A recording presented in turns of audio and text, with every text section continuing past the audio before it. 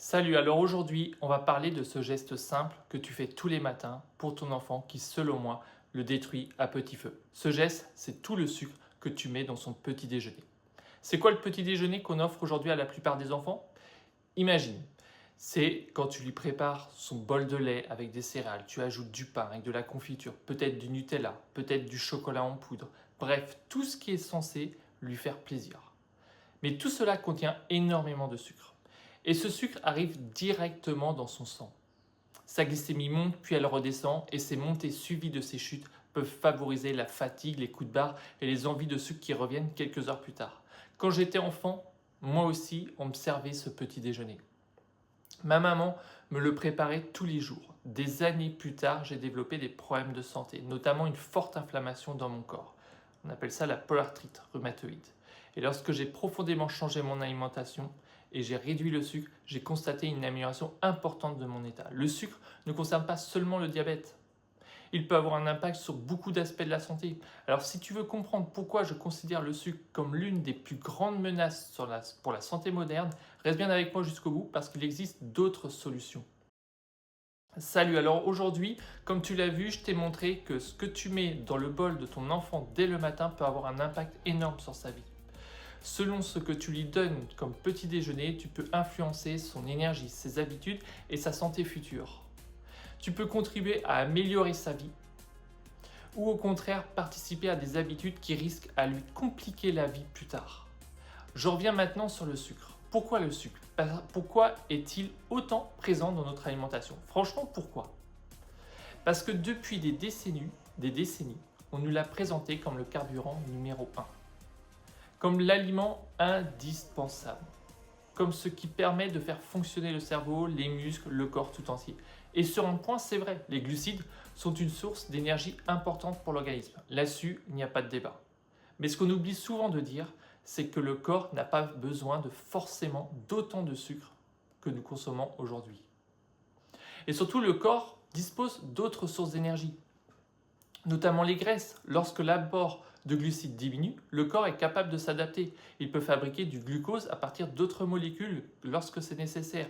Et il peut également utiliser davantage les graisses comme source d'énergie.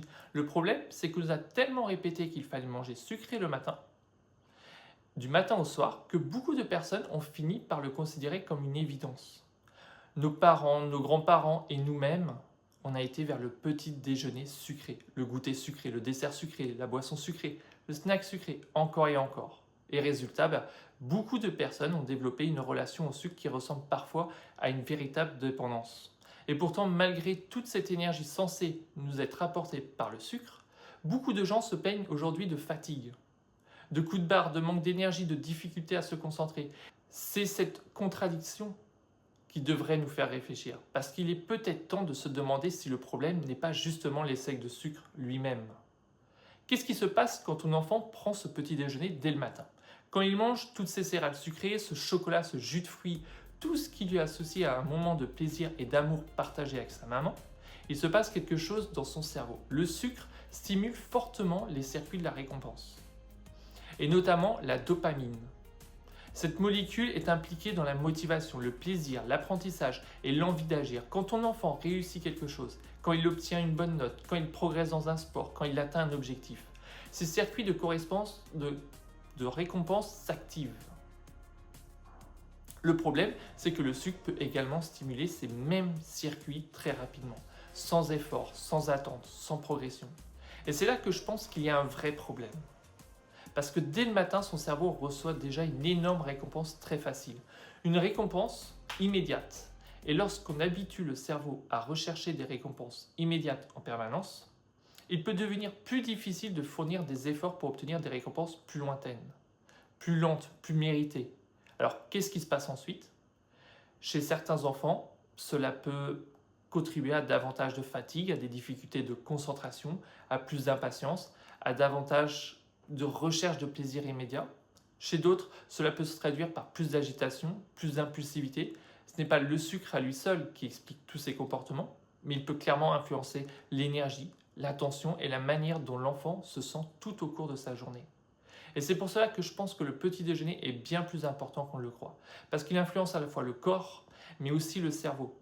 Et tout ça peut commencer très tôt. L'enfant prend l'habitude de ce petit déjeuner. Il l'associe au plaisir, à un moment agréable, à l'attention de sa maman ou de son papa.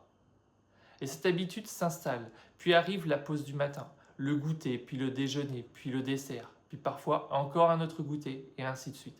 Toute la journée est rythmée par des apports sucrés. Et lorsque ce schéma se répète pendant des années, certaines habitudes deviennent profondément ancrées. En grandissant, beaucoup de personnes continuent alors à se tourner vers le sucre lorsqu'elles sont fatiguées, stressées ou en manque d'énergie. Le paradoxe, c'est qu'elles recherchent souvent du sucre pour lutter contre une fatigue qui peut justement être entretenue par ces montagnes russes énergétiques. Ces pics et ces chutes. Ces envies de sucre, nouveaux pics, nouvelles chutes et le cycle recommence. À long terme, cela peut contribuer à différents problèmes. Prise de poids, obésité, la résistance à l'insuline, donc le diabète, l'inflammation chronique, la fatigue persistante. Moi-même, j'ai connu des problèmes inflammatoires importants et lorsque j'ai changé mon alimentation, notamment en réduisant fortement le sucre, j'ai ressenti une énorme différence dans mon énergie et dans mon quotidien. C'est pour ça que ce sujet me tient énormément à cœur. Parce que lorsque l'on regarde son passé, on se dit parfois, si j'avais compris ça plus tôt, peut-être que certaines choses auraient été différentes. Peut-être que j'aurais eu plus d'énergie. Peut-être que j'aurais été plus concentré. Peut-être que j'aurais mieux exploité mon potentiel. Mais aujourd'hui, ce qui compte, ce n'est pas le passé. C'est ce que tu peux faire maintenant. Alors pose-toi une question. Qu'est-ce que tu veux pour ton enfant? Est-ce que tu veux qu'il grandisse simplement dans la souffrance, dans la difficulté quand il va grandir tout le long de sa vie? Ou est-ce que tu veux qu'il grandisse avec le plus d'énergie, de vitalité et de santé possible? Parce que tu peux déjà lui transmettre quelque chose de précieux. De meilleures habitudes, une meilleure relation avec la nourriture, une énergie plus stable et des bases plus solides pour son avenir. Je ne te dis pas que cela résoudra tous les problèmes de sa vie, mais je suis convaincu qu'un enfant qui se sent bien dans son corps a le plus de chances d'avancer avec confiance, avec énergie, avec envie. Alors, à toi de choisir.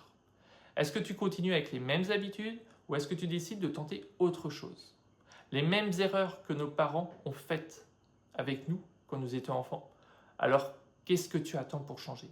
Pour toi, pour ton enfant, pour changer cette alimentation, pour changer ce carburant qui, selon moi, empoisonne ta vie et celle de ton enfant.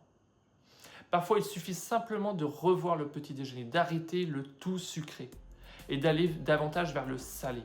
Tu peux proposer des oléagineux, des noix, des noisettes, tu peux lui donner des œufs dès le matin. Des aliments riches en protéines, des aliments riches en bonnes graisses et tu verras peut-être une différence, moins de fringales, moins de coups de barre, une énergie plus stable, une meilleure concentration et davantage de vitalité au quotidien. Cette énergie, il pourra l'emporter avec lui à l'école, puis dans sa vie d'adulte, parce que les habitudes que l'on construit tôt ont souvent un impact durable. Imagine un enfant qui grandit avec une énergie plus stable, une meilleure capacité de concentration, plus de patience, plus de confiance en lui, plus de capacité à poursuivre ses objectifs. Tout cela peut commencer par des petites décisions répétées chaque jour. Alors la question est simple. Quel choix veux-tu faire aujourd'hui? Est-ce que tu continues avec les mêmes habitudes ou est-ce que tu décides d'essayer autre chose? Le choix t'appartient. Si cette vidéo t'a parlé, écris stop sucre en commentaire. Si tu as pris conscience de l'impact que le sucre peut avoir sur ta santé et celle de ton enfant, fais-le moi savoir. Et si tu connais quelqu'un qui rencontre cette difficulté avec le sucre, partage cette vidéo. Elle pourrait l'aider à voir les choses autrement. Et si tu veux m'aider à faire passer ce message au plus grand nombre, pense à liker cette vidéo, à t'abonner à la chaîne. C'est ce qui permet ce contenu d'être vu par davantage de personnes et d'aider davantage de familles à réfléchir à leur alimentation. Et moi, de mon côté, je te souhaite une excellente journée à toi. Peace.